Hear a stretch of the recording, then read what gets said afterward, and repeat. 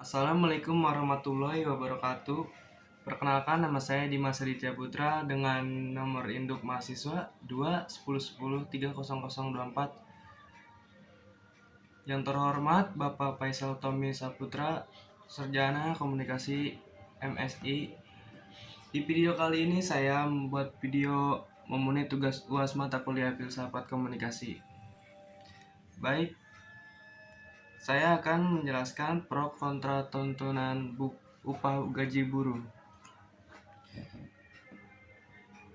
Kementerian Tenaga Kerja Kemenhar telah menetapkan kenaikan upah minimum provinsi UPM 2019 sebesar 8,3% Jakarta. Hal ini tertuang dalam surat edaran tertanggal 16 Oktober 2018 dengan nomor B.240M Naker HI9S Upah 2018 tentang penyampaian data tingkat inflasi nasional dan pertumbuhan produk domestik bruto tahun 2018 sesuai dengan pasal 44 ayat 1 dan 2 PP nomor 78 tahun 2015.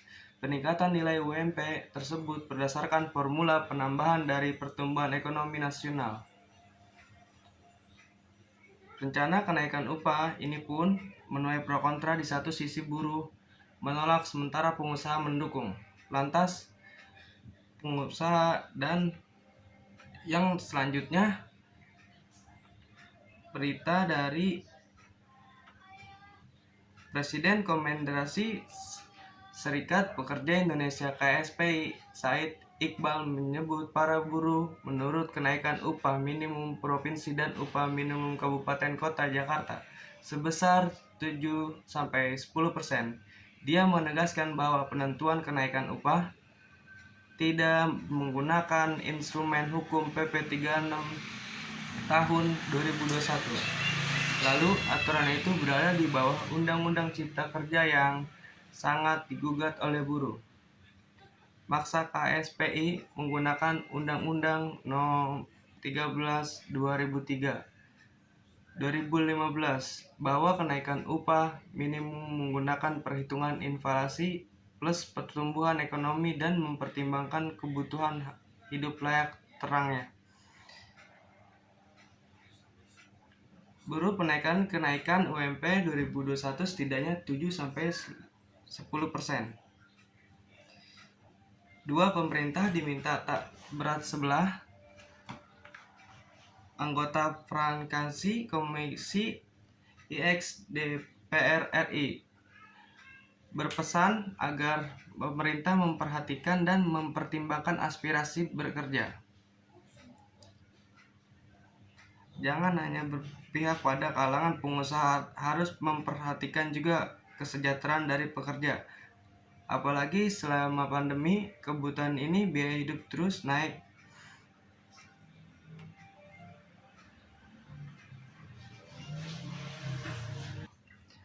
Lalu yang ketiga, adanya besaran kenaikan UMP 2021 dinilai cukup memadai. Direktur Riset Center of Reference on Economic Score Indonesia Peter Abdullah menilai besar kenaikan UMP di kisaran 1% sudah cukup memadai. Sebab saat ini terpenting adalah ekonomi bangkit kembali dan bisa menyerap banyak angkatan kerja. Data Badan Pusat Statistik menyebut angka pengangguran alami penurunan dari 7,07% di 2020 menjadi 6,4%. Per Agustus 2021, jumlah pengangguran sebanyak 9,10 juta orang, lebih rendah dari hal semuanya dengan gaji buruh disebut menurut ini saat dihubungi Merdeka. 4. Bersiko hambat daya beli. Direktur Cancer and Law Bima, kenaikan UMP yang hanya sebesar 1% justru berisiko menghambat pertumbuhan sektor konsumsi sebab dari daya beli masyarakat tidak terlalu tinggi. Sekarang ini daya beli masyarakat tetangga berlangsung pulih. Menurut Bima, kenaikan UMP 1% juga tidak menjamin pengangguran dan keterbukaan lapangan kerja semakin meningkat. Kerja itu semakin meningkat. Belum lagi kebijakan perpajakan pemerintah di tahun depan dan tidak berpihak kepada para pekerja. Yang kelima ada tak elok meminta kenaikan UMP berlebihan di kondisi saat ini. Ketua Umum DPD HIP dari DKI Jakarta, Sarman Samanjorang, mengatakan dalam kondisi ketidakpastian ini sangat tidak tepat jika serikat buruh atau pekerja meminta kenaikan UMP secara berlebihan terhadap pengusaha saat ini sedang memutar otak berbagai agar tidak mampu bertahan sampai ekonomi kita dapat normal kembali. Lalu Sarman mengatakan ekonomi Indonesia baru mulai pulih ketika pemerintah menurunkan PPKM ke level 21 yang memungkinkan perluaskan kelonggaran di berbagai sektor usaha yang sudah hampir 1,5 tahun tutup dapat buka kembali. Tidak ada yang menjamin bahwa ekonomi akan pulih dan semakin kembali ke depan.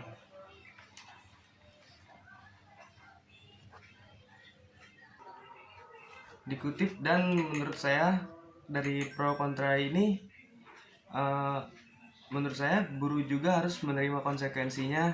Kalau gaji naik, sebagai buruhnya harus dipecatin biar pengeluarannya pengusaha tidak bengkak yang memastikan bisa bikin perusahaan bangkrut. Naik 20% atau 2,5% boleh aja, asal para buruh siap jadi pengangguran, harga kebutuhan naik. Jangan salahkan pemerintah dan pengusaha. Cukup sekian video dari saya. Apabila ada kesalahan kata, tolong dimaafkan. Wabillahi taufiq walhidayah. Wassalamualaikum warahmatullahi wabarakatuh.